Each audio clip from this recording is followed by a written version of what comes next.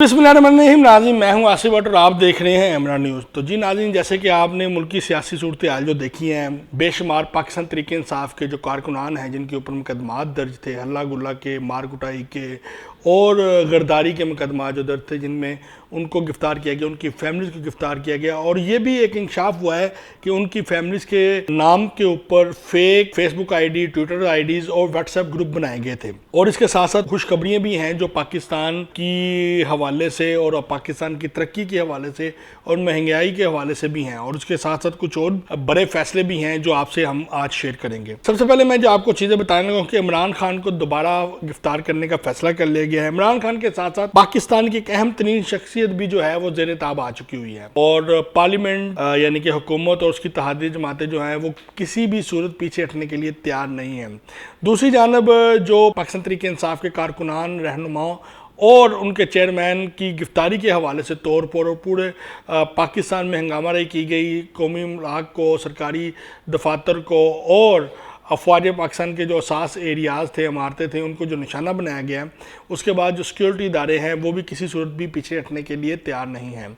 जो ये मौजूदा सूरत हाल है, ये पाकिस्तान तहरीक इंसाफ के कारकुनान, रहनुमा और चेयरमैन के लिए इंतहाई जो है परेशान कुन भी है और उनको बड़ा टफ टाइम मिल रहा है। जबकि इमरान खान भी किसी सूरत भी पीछे हटने के लिए तैयार नहीं है, बल्कि वो बढ़ चढ़ कर अपनी जो सिक्योरिटी इदारे हैं उनको तनकीद का निशाना बना रहे हैं। जिसका सबसे ज़्यादा जो फ़ायदा है हमारे दुश्मन ममालिक है उनको हो रहा है। उनके टीवी चैनल के ऊपर इमरान खान के बयान जो हैं वो जीनत बन रहे हैं। दूसरी जानब इमरान खान की पाकिस्तान के खिलाफ सबसे बड़ी जो साजिश है वो बेनकाब हो चुकी हुई है। T20 कॉन्फ्रेंस मकबूजा कश्मीर रखने में कामयाब हो गया। फौज पाकिस्तान की तवज्जो हंगामा राई की तरफ लगा के भारत को प्रमोट किया गया। 20 कॉन्फ्रेंस में 20 तरक्की याफ्ती ममालिक के सरबरा और नुमाइंदे जो हैं वो शिरकत करेंगे। और आपको ये भी बताते चलें, इससे अरबों रुपए की सरमायाकारी जो है, अरबों डॉलर रुपए की जो सरमायाकारी है वो भारत में जा रही है, जिसमें भारत मकबूजा कश्मीर का एक मौक़िफ़ पेश करेगा कि ये देखें जी, मकबूजा कश्मीर भारत के अंदर आता है। जबकि भारत का पिछले कई माह से मकबूजा कश्मीर की अवाम के ऊपर जुल्म और सितम जो है वो आलमी सतह के ऊपर जो इंटरनेशनल जर्नलिस्ट हैं वो भी दिखा चुके हैं। और वो ये तासर देना चाहता है कि ये भारत का हिस्सा है। और इस हवाले से जो चीज़ें हैं उसमें पाकिस्तान तहरीक इंसाफ का बड़ा किरदार था कि उन्होंने फ़ौज पाकिस्तान की तवज्जो एक तरफ करवा के भारत की एक कामयाब तरीन जो चीज़ है उसको कराने में इनकी हेल्प उठ जानी, समझ लें कि भारत को इस इवेंट में कामयाबी का जो किरदार है वो इमरान खान की तरफ जाता है। पीटीआई की तरफ से सेहत कार्ड के नाम पे शहरियों के शनाख्ती कार्ड और फोटोकॉपियों पे 1 lakh fake WhatsApp group, Twitter और फेसबुक आईडी बनाने का इंकशाफ हुआ है। कारकुनान और उनकी फैमिलीज के साथ पीटीआई की क़यादत की तरीकी फ्रॉड और फेक आईडी से फौज पाकिस्तान समेत कौमी इदारों पे शदीद तनकीद की गई थी। और दौरान क्रैकडाउन पता चलने पे गिरफ्तारियों के ऊपर पता चला है कि ये फेक आईडियाँ थी और लोगों से जो शनाख्ती कार्ड थे, उनके जो टेलीफोन नंबर थे, जो उनकी तस्वीरें थी वो सेहत कार्ड की देने के हवाले से ली गई थी।